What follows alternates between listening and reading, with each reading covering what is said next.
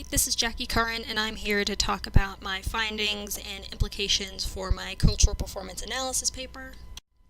To briefly recap, in my paper I am discussing how Queen's University of Charlotte uses its two main campus faculty and staff meetings, so campus update as well as faculty and staff coffee, as a cultural performance. And it is used to express organizational values as well as maintain them. In my paper, I'm using an interaction analysis. Also in my paper, I go over various theoretical framework to go for my paper. So I discuss organizational culture, organizational values in general. We look at cultural performance. I particularly looked at ritual and acculturation in terms of elements I would look for in my methodology. And then in my methodology section, essentially for my interaction analysis, I would go to these two meetings, create notes on verbal, nonverbal cues, as well as artifacts that I found and coded them, and then I assigned a numerical value to each one, and then I created a chart and just showcased how many times each value was expressed during each meeting. So here are my findings. This chart fully shows my findings for the paper. The left-hand column shows the type of meeting and whether it was a verbal or nonverbal cue.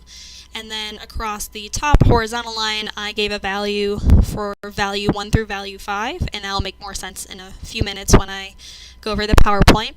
And then each number that is in the box is actually the number of time after I coded the value was expressed during each meeting. So value 1 is a focus on students. The quote at the top is from the Queen's University website page about the mission and values of the university. The left-hand side of the page just is a brief snapshot of the full chart, and it shows how many times each value that I coded for the interaction analysis during these various meetings. And on the right-hand side has some examples. So students were actually invited to faculty and staff coffee. They traditionally aren't. Dialogue about admissions numbers and meeting new students, as well as various videos. Value 2 is integrity and respect. Again, top of the page has the quote about what I looked for when I was coding. Left-hand side is again a snapshot of the full chart, and then the right-hand side is some examples. So discussion of new strategic initiatives to include new ways to live our values, as well as just being able to mix and mingle with different departments. Value 3 is stewardship.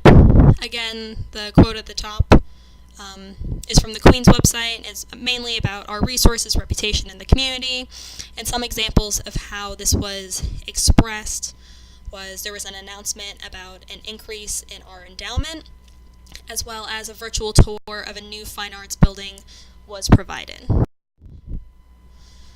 Value 3 is creativity and innovation.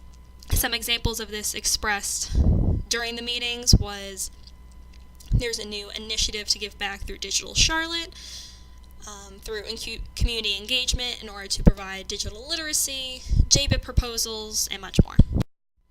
And then finally, the last value that I looked for in the meetings was service. So going back to just the Queen's motto in general, not to be served, but to serve. So again, a brief snapshot on the left-hand side, as well as some examples of how this value was expressed. Again, some of this was coded in two categories. So Digital Charlotte, of course, giving back to the community, I added again. Mission trip, asking for volunteers, as well as a giving charity tree drive.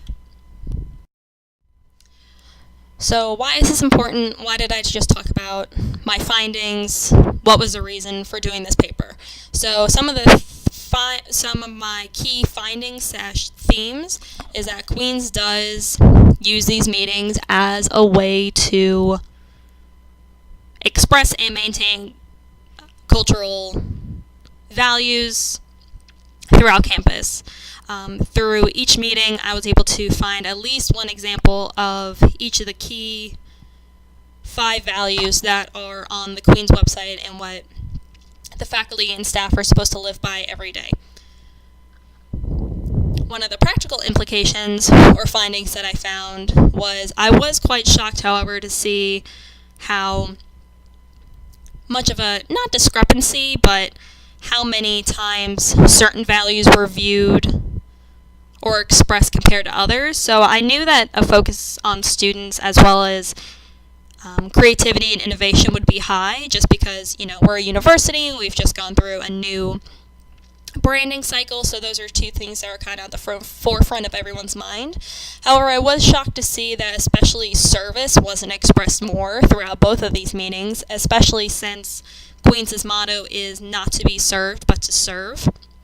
So I think an implication that can kind of come from that is maybe Queen's putting more of an emphasis on service at both of these meetings, and just making that a more integral part that is expressed or maintained